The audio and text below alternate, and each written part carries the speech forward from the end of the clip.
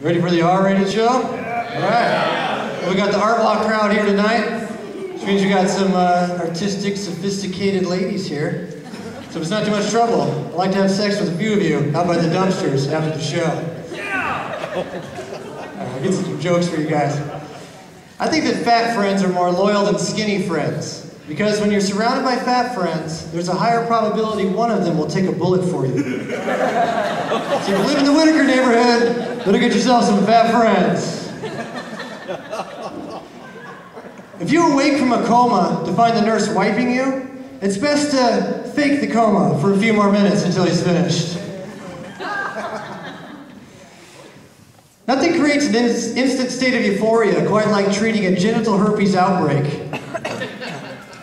You've seen the commercials, people are laughing, dancing, horseback riding on the beach. You're sitting there thinking, man, I wish I had genital herpes. Then I could cure it and really start living.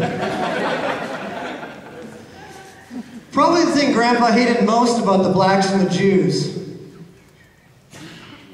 was how they looked down on him when he'd urinate in public. You guys thought I was going the wrong way with that joke. As it turns out, I like the blacks and the Jews.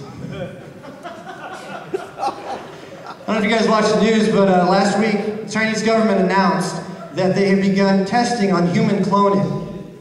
Scientists fear that if left unchecked, within 20 years, China could be nothing but an endless sea of identically sized people who all look the same. Imagine that.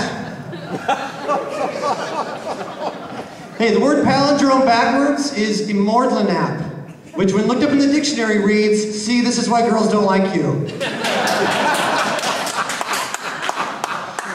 If I were the proprietor of an opium den, I think I would just sort of casually set out some poppy seed muffins in the kids' play area. And if some nosy parent came along and asked me just what the heck I thought I was doing, I'd say, oh yeah, like you're a good parent or something. I think a great thing to have done when they were starting to tear down the Berlin Wall would have been to secretly replace the wrecking ball with an identical wrecking ball made out of silly putty. Then when the ball smushed up against the wall, you could stand there proudly and yell, now that is what I call a wall. Huh? Not bad. Not too bad. I would like to cater a cannibal wedding banquet and just sort of slip a cow tongue in with the others.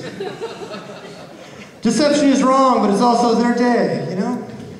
Imagine being there with your cannibal bride and seeing that giant tongue on the plate. This is the happiest day of our lives. Thank you, appreciate it. This guy laughed right here in the overalls. Nice. I dated this blind girl one time, so I made sure to put a bunch of plastic warts all over my face before she felt it. I want her to like me for my personality. If she could only see the look of disappointment on her face. In America, on average, a woman makes $3 less than a man for doing the same job. But that's only like $1.50 a boob. So, not too bad. You guys want to hear a poem? Sure, yeah. Yes. Day after day, my dog would excitedly bring me his leash to walk him. It got easier to ignore after about the 5th day. That's a joke. People must love animals around here. All right, sorry. Here's another poem, ready? You know those people who wear the funny hats and the funny boots? Do not yell, Dale Earnhardt was a fag in their bars. Learned that one the hard way. Thank you. My buddy Randy got slipped a roofie at a bar. He woke up the next morning in a Holiday Inn bathroom on a bed of ice with one kidney gone. As he frantically struggled to the phone to call me, I said, whoa, whoa, whoa there, Randy. Because it looks as though the joke's on them. You're a raging alcoholic. That kidney won't last 6 months. Thank you guys, thank you so much. That's my time. Thanks for the laugh.